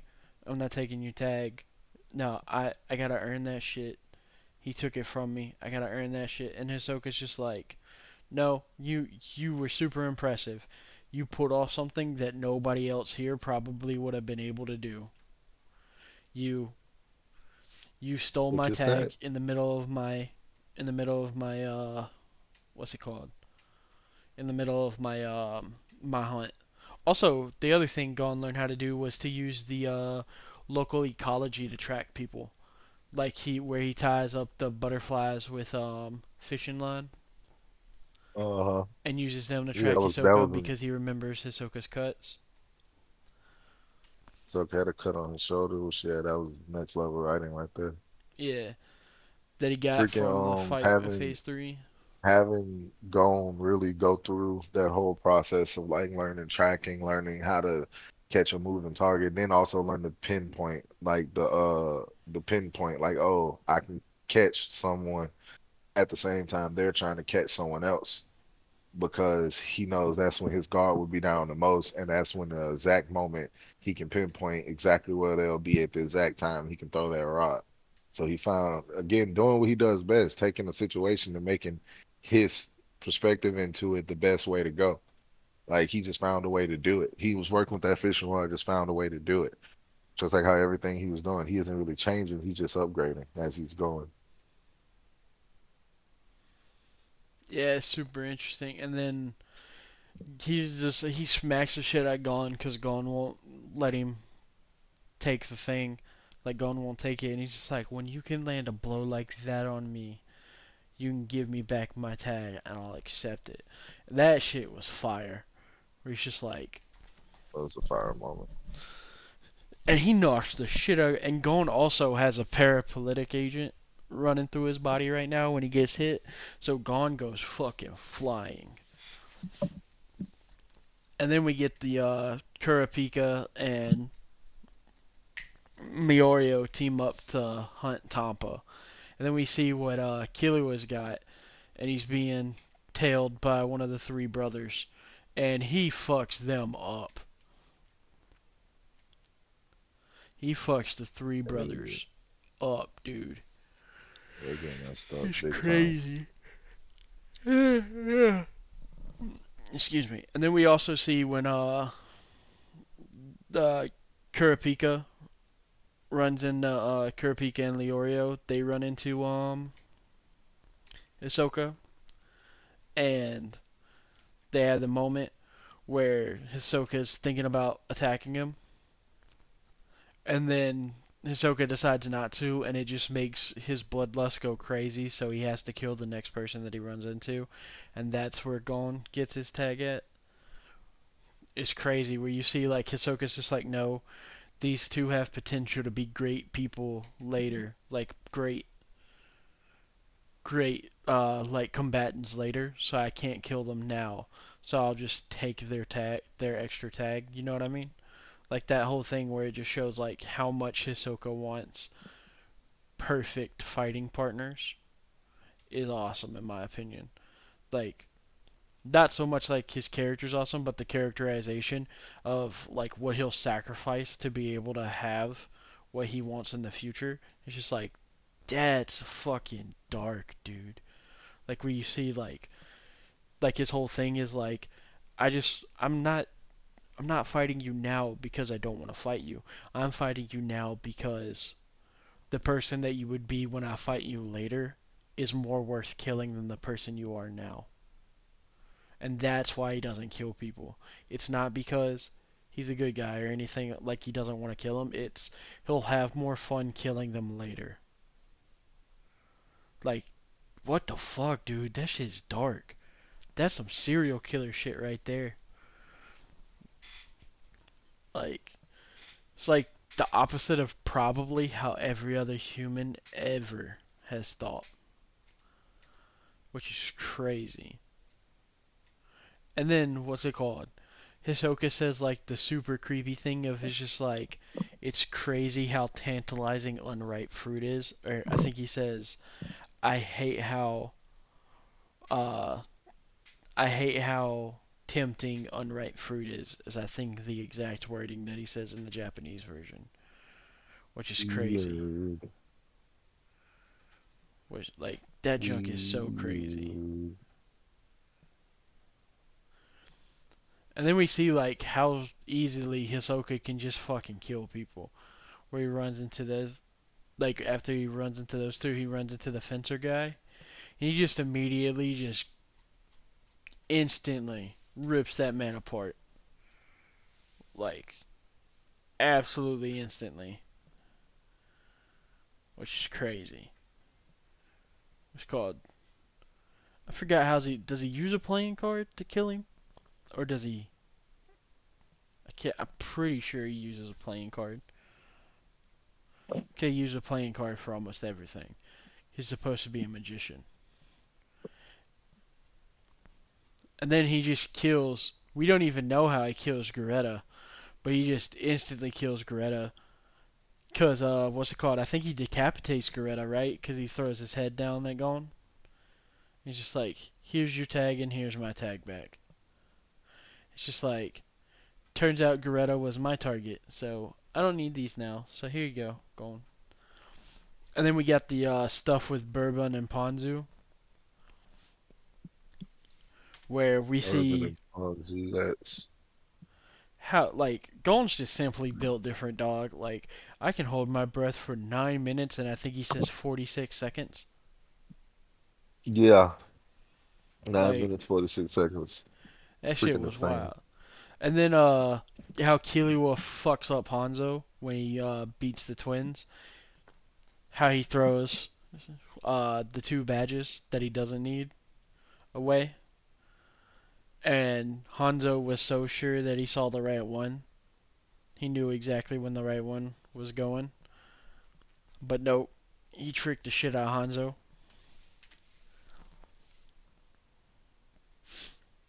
But that the Phase 4 was just so dope. And then we see what's called only 9 people of 24 passed, which I think the least amount of people, or the maximum amount of people that could pass was 12. So it's cool that you see like 6 of the 12, or not 6, I think it's 5 of the 12 are all rookies, or not of the 12, but of the 9 are all rookies, which is insane. And then we get the interviews with Netero, where everyone, most people say that Gon has the most potential out of any person as a hunter. And then we get the fight to surrenders. And I love how Gon just basically tells Hanzo in Gon's language to suck his dick. He just continuously tells Gon, or Gon just continuously tells Hanzo to just like, he's just like, suck my dick, dog. He's just like, that's not gonna work for me either if you just give up. I don't like that. So what you're gonna do is we're gonna come up with another possibility that works. Hanzo's just like, I'm gonna cut off your legs, and he's just like, nope, I don't want my legs cut off, so you're not gonna cut off my legs.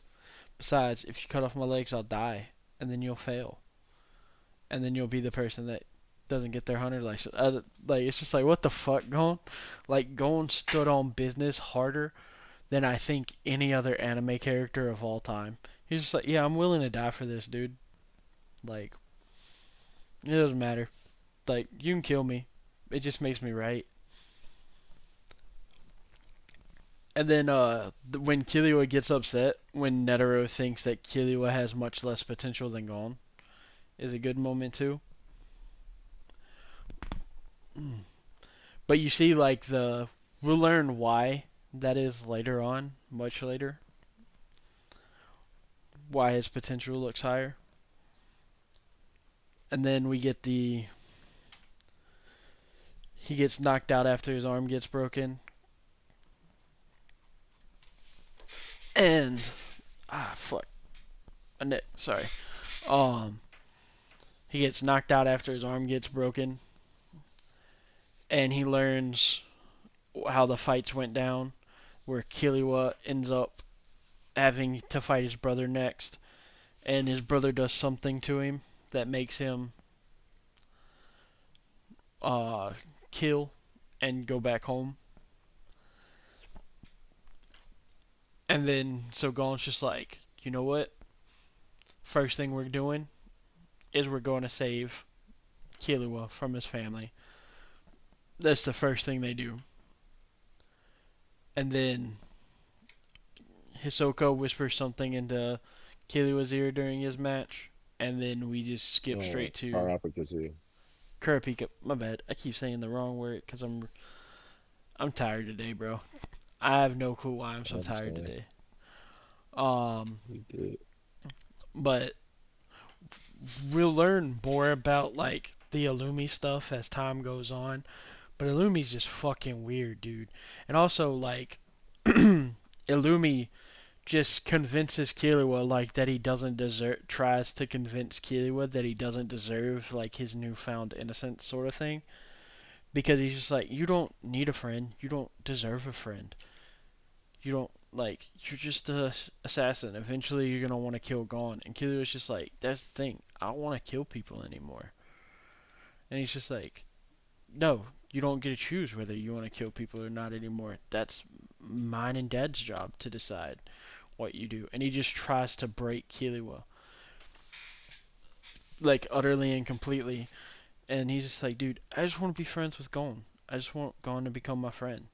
And Leorio's just like, hey, you little idiot, y'all are already friends. Which Yeah, always cracks me up. yeah, funny, right? Like, what the fuck are you talking about, Doc? Y'all are already friends. And then Illumi's just like, I guess I'll just kill Gon after I pass the exam. And Killua, like, they don't explain it here, but Illumi has clearly done something in Killua's upbringing, right? You know what I mean? Like he's clearly done What? something to make him absolutely mortified, and then made it to where Killua refuses to fight people that he doesn't know if he can win. Like like there's something there, and we don't know what it is yet. And it's so interesting. And Illumi is such a douchebag. Like I hate Illumi. Me and my homies hate Illumi. I love when Gon goes to see Illumi and he just grabs him by the arm and breaks his arm, and he's just like, listen here, you little shit. Where'd your family live out? Take me to go get Gon. We're gonna go see Gon. Or Gon's just like, take me to go see Killua. I wanna go see Killua. I don't care if you say no. I'm gonna see you. I'm gonna save your brother. Help me go see your brother. And that stuff cracks me up. Just how Gon is so. What's the right word? Because obviously, like he's gung ho, but I can't think of the right word. Cause gung ho like does work, but he's so. It's not steadfast. It's not. I can't think of the right word, but it's. I love the moment. It's such a good moment. And then we got the. They get their hunter cards, and we get the nice moment. Well, I don't know if it's a nice moment. It's just a moment where like we actually see Hisoka's motivations, where Lumi's just like, maybe I should kill Gon. Like he says it to himself, and Hisoka's just like, if you take my prey away from me, I will destroy you. And you're just like, God damn Hisoka, why you gotta be so fucking weird? And we learn that Illumi's arm is completely fucked, like it's broken at the wrist, completely. And then we learn a little bit more about Hanzo, that he's from the Cloud Village, which cracks me up. Hmm. Some like No, that random cracked me Cloud up too Village. when they said it. Yeah, and what's crazy is like Tagashi clearly like came up with that before the village hidden in the clouds existed, because the village hidden in the clouds we didn't know about until the tuning exams. I mean, that's you can't say just because you didn't know about training exams that it wasn't already planned out. Yeah, Unless but I'm saying like Kishimoto comes out and says himself. I'm saying that Tagashi Just because didn't we, the take it audience, from didn't there. know. I'm just saying, like like the same thing with like And I'm not seeing the saying he way of copied it from it. There's probably like a ancient thing called like in Japan called the Cloud Village that both of them based it off of or still though. something like Like that. I understand what you're saying, but like it's also the aspect of like art and how much planning and stuff goes into these stories. People undermine all the time. Like a lot of planning goes into making these stories. I would be remiss to think that that was just a coincidence. Like I wouldn't even put it more than just a coincidence because of just how much planning goes into the story. Like I would easily say that Kishimoto had his story and all that stuff planned out way before he actually put it out onto an actual piece of paper. I would definitely say that. Yeah, I assume he had it at least through the tuning it like past the tuning exams, like with like Naruto and Gaba Munta or whichever one of the I can't remember the name of the toad that he turned into the nine-tailed fox and fight Shikaku. Like he had to at least have that when the like planned out when the first one came out. I would imagine. Like I imagine like they have the first uh major arc planned out before they ever write the first full chapter. Because it just was. It seems hard not to have that much planned out. You know what I mean?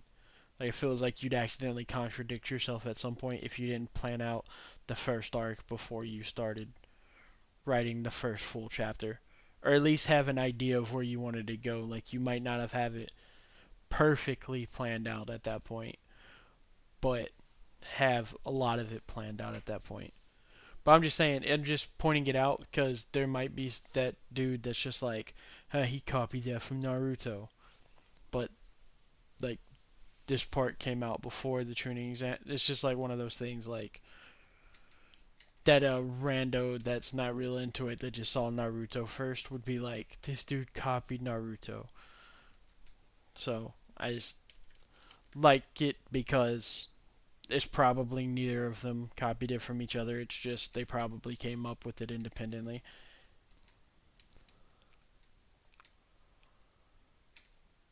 And then I like when we get the Satos. It's just like, hey, I heard you want to know something about Keen.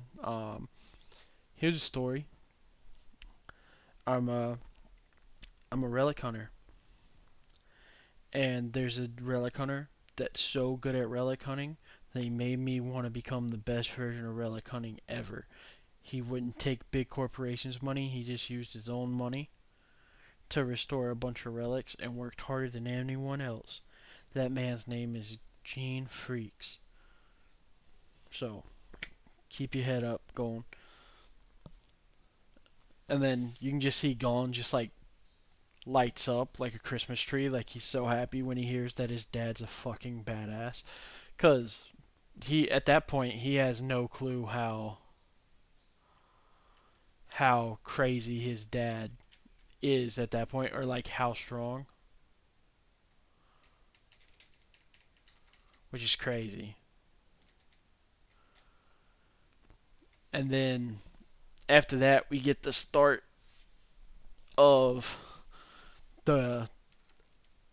In my brain, I want to call it the Killua retrieval arc, but I know it's just going to the Zoldyck mansion. But my head just wants to call it that because of Naruto.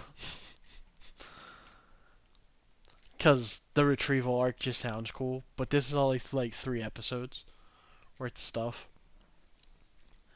And then I love the imagery from the gate to the Zoldyck's house on Mount Kukuru. The thing that the locals call the gates of Hades, but they really just call it the testing gates. But I love the imagery of it because it's literally a gate into the underworld, and there's a demon dog thing that watches the gates that eats somebody that's not supposed to be there. Like it's clearly reminiscent of mythology in general, like Greek or even to a degree Egyptian, because Mike's face looks more like a jackal than a dog, than a normal dog. It looks like a jackal face, so it could also be like a little bit of Egyptian influence. And then the gate itself has 2 dragons on it, so it has a bit of Asian influence, Asian mythology influence, because they're like the Chinese style dragon faces on there. And then also like there's the doors weigh it's 2 tons, 4 tons, 8 tons, 16 tons, 32 tons, 64, and then 132 tons. Like those are some heavy ass doors, bro. And then when Killua got back, he was able to open the third door, which is crazy. Or is it each side of the door weighs 2 tons? I can't remember the exact thing. And then we learn the security guard is just there to clean up after Mike's messes, which cracks me up. Because we just see 2 people immediately die to Mike. Like, as soon as they show up, there's like, we're going to take your key, we're going to go in there. And Mike eats them and then throws out corpses. The bones, yeah, the little bones, skeleton remains, pretty much. And the implication is that Yeah. Mike eats the brains too, which is crazy. Like, how strong Mike is, that stuff's crazy. And then I like that Gon and Lurio and Kurapika, they start training for a couple of days to open the first door, and we see like how much stronger Killua just physically is than them, because Killua was able to open the third door. But they Easy. basically lived in a house where everything weighs at least 20 kilos, which is insane. There's also the stuff with what's it called? Where Gon's just like, fuck it, I'll climb over the edge. That part's hilarious to me. Cause he's just like, fuck it, and then the old dude's just like, no, I can't let you do that. I'll feel terrible because I've known Killua his entire life, and he's a good kid, so I can't let you do that. Cause I'll never be able to face him again because he's actually a good kid. Or like when Gon calls to talk to the butler, and the butler's just like, Killua doesn't have any friends, and he's just like, listen here, you motherfucker. How would you know Killua doesn't have any friends, you piece of shit? Dude, I just love Gon's attitude with like everything, like how he does all that stuff. Like he's just so um I guess gung ho would be the most correct word to use. He's just so about everything with that stuff. And it's just 'cause that's his friend. He just wants his friend back. Like he wants his friends to stop being or them to stop forcing his friend to do something they don't want to do. And then they meet Mike, and Mike is kind of terrifying because it's like a giant 12-foot tall jackal dog monster with thumbs.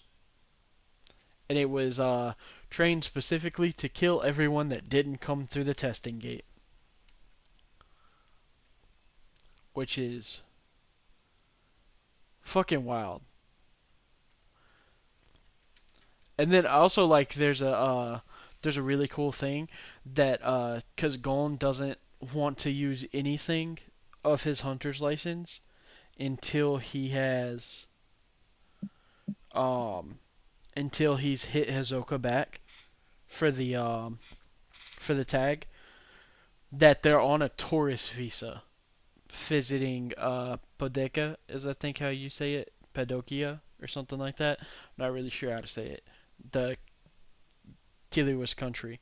But the fact Gon's so about that life that he's just like, dude, we're just getting a tourist visa. I know I can get here for free, and my hunter's license allows me to go almost every country. Tourist visa, doing it this way until I tag back Hisoka, which is awesome. I just like how Gon's just like so about that life.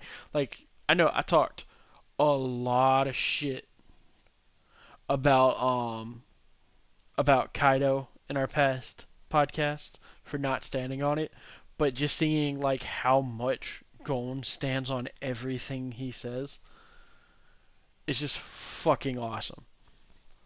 I love that shit, dude. And then we learn about Science, I think it's how you say his name. The guy that works with Zebro. They got their butts kicked by Canary, the apprentice butler, 2 years ago. And so he decided to just work and clean up after Mike after that because he got his butt kicked so bad. And then we get Gon versus Canary. And it's not even a fight, it's just a battle of wills. Where Gon's just like, nope, I'm across that line. And he just lets Canary hit her repeatedly until Canary understands that Gon just cares about Killua getting what he needs and getting out of the house with his family, which is sick. But Gon does get the shit knocked out of him. Like, he gets fucking rocked. And he's so beat up that his eyes are swollen, which is a plot point for the episode after that. But he keeps going until the point where Canary can't bring herself to hit him anymore because she doesn't want to hurt Killua's friend because of how Killua reacted when he got back, saying like, "I finally made a friend." That shit was so good. Like you mentioned before, how he says it like he just went out on a job, but you can tell it means so much more to him than any job did. And then we get she's just like, "Please help Master Killua," and then we see she gets shot in the head by Killua's mom by something in her fan that she holds, and we have no clue how she did that yet. And then we see Killua's getting tortured by his brother, by his older brother. I think Maluki is how you say it. I'm pretty sure it's Maluki. Is torturing him from escaping because Maluki also got cut. And I love when Killua fucks with him about it.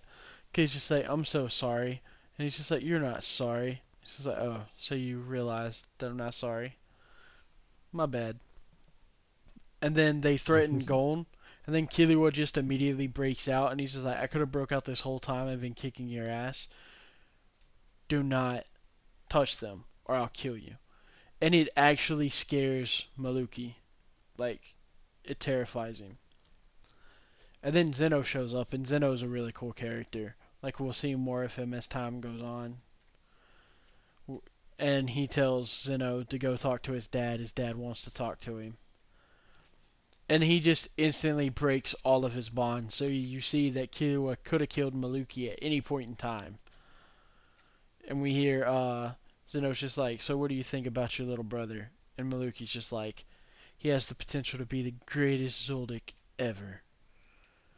And we see that Maluki is like super smart. He like invented a mosquito that can transplant bombs into people and stuff like that. which is, let's be real, that's kind of fucking insane. And we also He's a see, typical genius. yeah, like he's a legitimate genius. And then we're gonna see like even more things as time goes on about like how smart Maluki is. And then we see like Silva looks like he's a genuinely like obviously like he's not a good dad. Obviously, he's like tortured his son and stuff. But you see like there's it looks like glimpses of like if Silva wasn't forced into this life, he could have been a legitimately good person. You know what I mean? Like where he's just like, tell me about these friends. How was it? And he's just like, here, sit right next to me. We're gonna have an actual father-son talk, and I want to know how you feel about everything and why you care about your friends so much. Which it like, I assume that's where Killua gets like his I don't want to kill people stuff from, is that his dad clearly has that side to him. Like he has the side of like that at least partially cares about his kids. Like it might not fully, because of like over time, like we learn more stuff about the Zoldyck family. Or he could just be very, very good at pretending to care about that stuff. And also, I love the one thing that he says, like, you can go, but you have to promise me one thing. And he makes his son take a fucking blood pact that he will never betray his friends. And I'm assuming for assassins, like they are, like a blood pact is even bigger than a normal blood pact. At least that's would be my assumption. And then we see Silva's just like he'll come back one day. He is Zoldyck after all. And then it's so dope when we see like the different stuff that Silva can do in the coming weeks. And then we get I'm the ready for that. yeah, dude, Silva's a badass dude. So is Zeno. But we get to meet the butlers and they play a game with Gon. It's just like they threaten Canary and say like if you don't play this game we're gonna kill Canary and then you all and it's just a coin game, and it looks so dope in the anime. Like it looks so dope because they move so fast that their hands are steaming afterwards, from the friction, which is crazy. Which means they're insanely fast. And then the dude tries to pretend like he doesn't have any emotions or anything. The head butler, but you see like he's distraught from the fact that the family's so shaken up about um what happened with Killua, and that's why he's trying to stop him. And then I like where Gon's just like, you know what? It's really hard to see. Give me a second. Leora, give me your knife. And he cuts his eye to get rid of the swelling around his eyes so you can see with both eyes, which is really Yep, cool. that was a badass moment. Yeah, he just like, give me your knife. It reminds me of Rocky. Like, have you seen the first Rocky movie? There's a moment in the fight in the later rounds where Rocky's eye is completely closed and he complains that he can't see. So he has his cut man illegally cut his eyelid open so that all the blood that comes to the swelling point pours out, and then so he can see again, like he can open his eye again. That's what it reminds me of.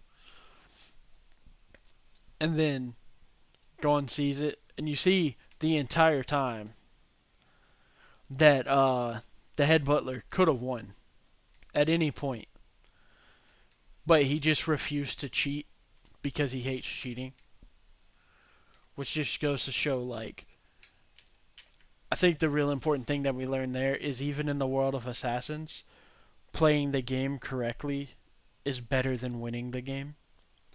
Like not just a game, but like doing things how you say you're going to do them is more important than successfully doing the thing. And that's a lesson that I really like whenever anything says it, cuz like nobody's going to want to help you do anything later if you are willing to cheat your way through everything. Vice versa, like if like a games is the easy example, but like if you constantly cheat in a game, no one's ever going to want to play that game with you, and they're not going to want to play any game with you because you'll constantly cheat. And so you see, even in a world as dark as the world of Assassins, that even they follow that rule, the Page rule, which is super cool. And I just think it's a really cool psychological lesson that you can learn from that too. Because Page was the developmental psychologist that came up with the most important part about any game isn't that you play the game, it's how, or it's not winning the game, it's how you play the game, because it's the thing that makes people most likely to engage with you in the future to play more games. And games doesn't mean just game, it That's a just way. Yeah, like a metaphor for life basically.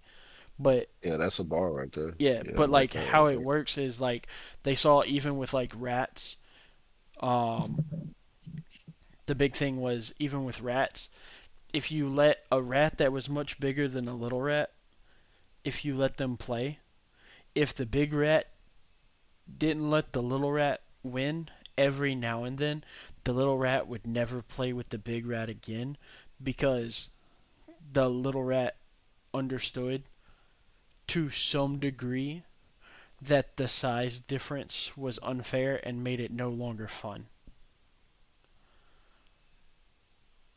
Like even on at a very small, like it's sort of like how like if you have like a little cousin when they're like 5, you have to let them win every now and then or they're never going to want to do anything with you again. It's like that. And it's kind of like using your size or your like intelligence to cheat against them. And so it's like this lesson there is if you just try to win all the time, no one's going to want to play with you later. And that goes all the way to the darkest world in a universe where a bunch of assassins that are paid to kill people are just like, even I'm not going to cheat to get what I want, which is just, it's really cool that it's just thrown in there on top of everything else that's happening. Especially when he explains, like, I could have cheated at any time to win. I could have cheated at any time to win to make sure that I win, but I'm not going to. Because you see the real thing. He hides the coin in his sleeve and could have won at any point. And then, Yeah, that was a moment right there because he literally showed gone because when he said that he didn't like when Killua told him that he didn't believe in cheating, no matter if it was just a game or not, and then to come back and show him that yo, I could have really messed you up from get go if I wanted to, yeah, yeah, but like we just be could have just careful out ended this there. with your death. Yeah, just, yeah, and It it's just a adds on to a teaching that bigger things aren't metaphor what for they life. look like. It was an even bigger metaphor for life, like you mentioned earlier, like just an even bigger metaphor for life, just extended on here. Yeah, I'm looking forward to it.